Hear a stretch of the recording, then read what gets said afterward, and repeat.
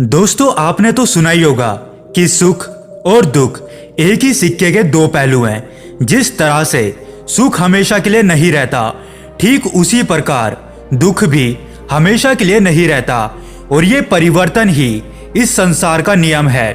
ठीक इसी प्रकार जो हमारे पास आज है वो कल हमारे पास नहीं रहेगा, और जो किसी और के पास है वो भी उसके पास नहीं रहेगा।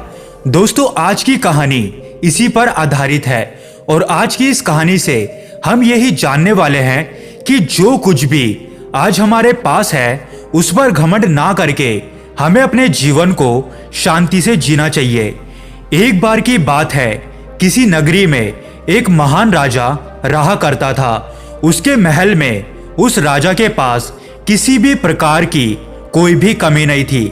सुख, संपत्ति, संपदा और यहाँ तक कि प्रजा भी उस राजा की जय जयकार किया करती थी। एक दिन उस राजा ने सभी विद्वान पंडितों को एक साथ अपने महल में बुलाया और उनसे कहा कि आप लोग मुझे ये बताइए कि क्या कोई ऐसा मंत्र है जो हर परिस्थिति में, हर जगह, हर समय, हर खुशी में, हर दुख में, हर हार में और हर जीत में, लगभग हर प्रकार के सवालों में वो एक ही उत्तर मेरे काम आए।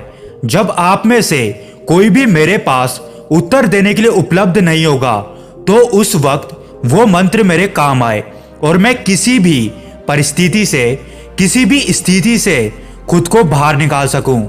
राजा का यह प्रश्न बड़ा ही विचित्र था। ये प्रश्न सुन के सभी विद्वान पंडित सोच में पड़ गए और एक दूसरे से चर्चा करने लग गए। ये चर्चा काफी लंबी चली, लेकिन किसी को भी इसका जवाब नहीं मिला। राजा को इस बात पर बड़ा क्रोध आया और वह बोला कि क्या इस सभा में कोई भी ऐसा व्यक्ति उपस्थित नहीं है जो मेरे इस सवाल का जवाब दे सके। तभी वहां पर एक बूढ़ा व्यक्ति बैठा हुआ था। वो उठ खड़ा हुआ और राजा से बोला कि राजन, आपके इस सवाल का यहाँ पर कोई जवाब नहीं दे सकता, लेकिन मैं एक ऐसे बौद्ध भिक्षु को जानता हूँ जो आपके सवाल का जवाब अवश्य दे सकते हैं। राजा उससे पूछते हैं कि वो बौद्ध भिक्षु मुझे कहाँ मिलेंगे। वो बूढ़ा व्यक्ति कहता है कि राजन, पास ही के जंगल में वो बौद्ध भिक्षु अपने आश्रम में रहते हैं। अगर आप चाहें तो मैं आपको वहां पर ले जा सकता हूँ। वो राजा तुरंत ही उस बौद्ध भिक्षु से मिलने के लिए तैयार हो जाते हैं और वो बूढ़ा व्यक्ति और राजा उस बौद्ध भिक्षु के आश्रम में पहुंच जाते हैं। वहां पर पहुंचने के बाद वो राजा उन बौद्ध भिक्षु को प्रणाम करता है और उनसे कहता है कि क्या आप मेरे इस प्रश्न का उत्तर दे सकते हैं। वो बौद्ध भिक्षु बड़े ही ज्ञानी थे। जो भी उनके पास अपनी समस्या लेकर आता था वो कभी भी खाली हाथ वहां से वापस नहीं लौटता था। उन बौद्ध भिक्षु ने राजा के सभी प्रश्नों को बड़े ही ध्यान से सुना और उसके बाद उन्होंने उस राजा को एक कागज का टुकड़ा दिया। उस कागज के टुकड़े पर राजा के प्रश्न का जवाब लिखा हुआ था, लेकिन साथ ही में उसके साथ एक शर्त भी लिखी हुई थी। उस शर्त में यह लिखा हुआ था कि राजन, अभी आप इस जवाब को नहीं देख सकते जब तक कि आपके ऊपर कोई खतरा ना मंडरा रहा हो।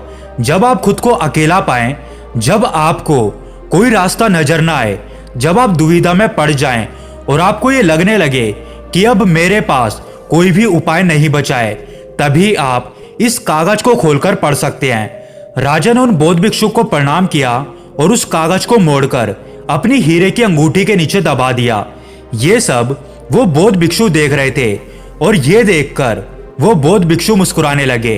राजा ने उनसे पूछा कि हे गुरुवर, आप मुस्कुरा क्यों रहे हैं। उन बौद्ध भिक्षु ने कहा कि राजन, बहुत ही जल्द तुम्हें अपने सवाल का जवाब मिलने वाला है।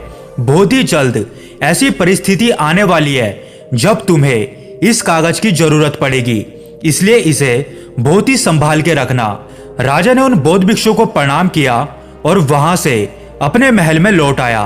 कुछ दिनों तक तो सब कुछ अच्छा चल रहा था। राजा और उनका साम्राज्य, किसी भी चीज की कोई भी कमी नहीं थी।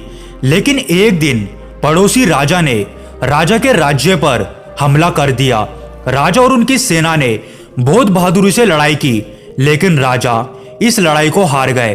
राजा को अपने घोड़े पर सवार होकर वहां से भागना पड़ा, लेकिन दुश्मन राजा ने उनका पीछा नहीं छोड़ा। वो लगातार उनका पीछा कर रहे थे और उनके करीब आते जा रहे थे। राजा अपनी जान बचाने के लिए लगातार भागा जा रहा था।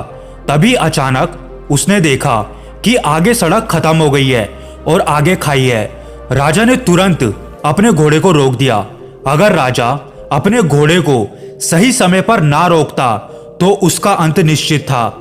लेकिन अभी भी शत्रुओं के घोड़े की आवाज तेजी से बढ़ रही थी और अब राजा का दिल जोरों से धड़क रहा था। उसकी बेचैनी बढ़ी जा रही थी। राजा को कुछ समझ नहीं आ रहा था कि वो कहाँ जाए। कोई भी रास्ता उसे नजर नहीं आ रहा था। तभी अचानक राजा ने देखा कि उसकी अंगूठी में लगा हुआ हीरा धूप के कारण चमक रहा है और उसी अंगूठी के नीचे राजा ने वो संदेश छुपा रखा था जो राजा को याद आ गया। राजा ने अपनी हीरे की अंगूठी को निकाला और उस संदेश को पढ़ना शुरू किया। उस छोटे से कागज के टुकड़े में लिखा था कि यह समय भी बीत जाएगा। राजा ने इसे एक बार पढ़ा, फिर दोबारा पढ़ा। ऐसे ही राजा ने इसे कई बार पढ़ा और समझने की कोशिश करी। तब राजा को यह एहसास हुआ कि यह बात बिल्कुल सही है। कुछ दिन पहले मैं अपने राज्य में आनंद ले रहा था। सुख, धन, संपत्ति, साम्राज्य, सब कुछ मेरे पास था। लेकिन आज मेरे पास कुछ भी नहीं है। मेरे पास मेरा वो राज्य भी नहीं रहा और ना ही मेरे पास कोई सुख बचा है। आज मैं अपनी जान बचाने में लगा हुआ हूं और मेरे सुख के वो दिन अब बीत गए हैं। ठीक इसी प्रकार ये समय भी नहीं रहेगा और ये जो खतरे के 2 दिन हैं ये भी बीत जाएंगे। इतना समझते ही उस राजा के मन में एक अलग सी शांति छा गई। वो राजा वहीं पर खड़ा रह गया। उसने आज से पहले इतनी सुंदर जगह कभी भी नहीं देखी थी। वो जगह प्राकृतिक सौंदर्य से पूरी भरी हुई थी। उसे पता ही नहीं था कि इतनी खूबसूरत जगह उसके ही राज्य का एक हिस्सा है। राजा को वो संदेश समझ आ चुका था जिससे राजा के मन को बहुत शांति मिली।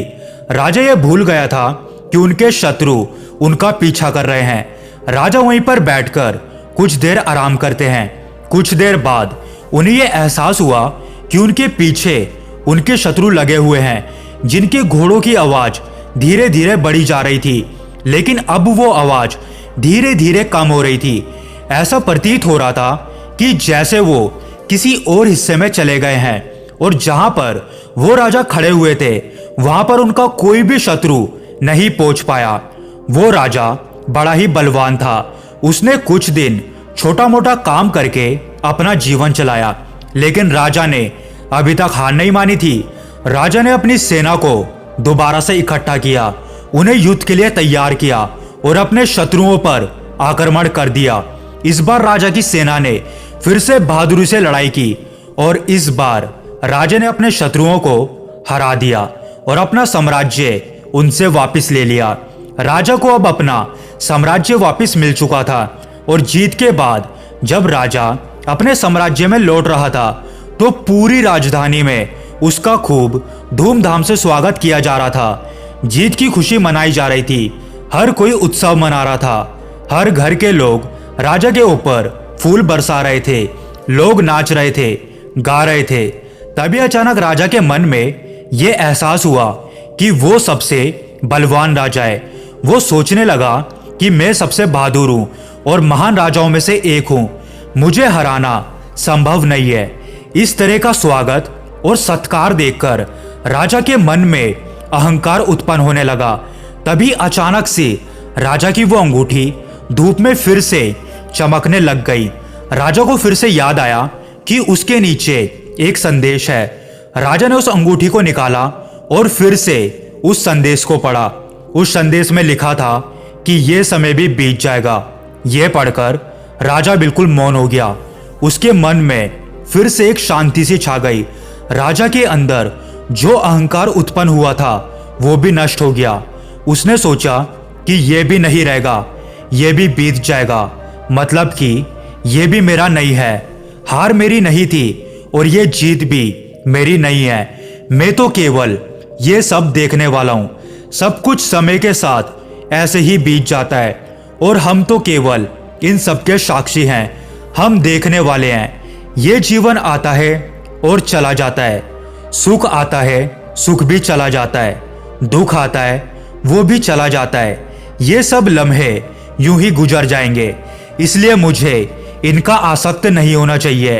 इन सब के साथ अगर हम अपने जीवन में देखें और चुपचाप उन सभी चीजों का मूल्यांकन करें तो हम पाएंगे कि ये समय भी गुजर जाएगा। अपने जीवन की जीत और खुशी के बारे में सोचो, दुख और हार के पलों के बारे में सोचो। क्या वो सब स्थायी थे? बिल्कुल नहीं। वो सब आए और चले गए। ठीक उसी प्रकार ये समय भी नहीं रहेगा और बीत जाएगा। जीवन इसी तरह से चलता रहता है। इस संसार में कुछ भी स्थायी नहीं है, सब कुछ बदलता रहता है। परिवर्तन के इस नियम को आप स्वीकार करो। दोस्तों, हमारे जीवन में भी कुछ ऐसे पल आते हैं जिन्हें हम अपने जीवन से कभी भी जाने नहीं देना चाहते, लेकिन ये जीवन है, ये समय है, ये पल है जो कभी भी ठहरते नहीं है।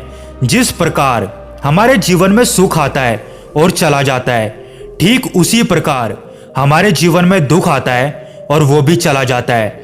इसलिए अपने जीवन को हमेशा वर्तमान में रहकर जीना सीखिए, क्योंकि जो पल, जो समय आपके पास अभी है वो आने वाले कल में आपके पास नहीं होगा और तब आप केवल पश्चाताप ही करते रह जाएंगे। इससे अच्छा ये है कि आप वर्तमान में रहकर अपने हर एक पल को अच्छे से जिए, क्योंकि आने वाला समय कैसा होगा यह हम में से कोई नहीं जानता। आने वाले समय में हम दुखी होंगे या फिर खुश होंगे, ये हम में से कोई नहीं जानता। लेकिन जो हमारे पास आज है, चाहे वो कुछ भी हो, कितने भी पल हो, वो हमारे हैं। उन्हें हम खुलकर जी सकते हैं, उनमें हम खुश रह सकते हैं। तो फिर हम क्यों इन पलों को ऐसे ही जाने देते हैं? क्या आपने ये सब विचार किया है? सुख और दुख एक ही सिक्के के दो पहलू हैं। ये कभी भी स्थायी तौर पर नहीं रहेंगे, ये भी बीत जाएंगे। आप इस बदलाव के सिर्फ और सिर्फ एक साक्षी हैं।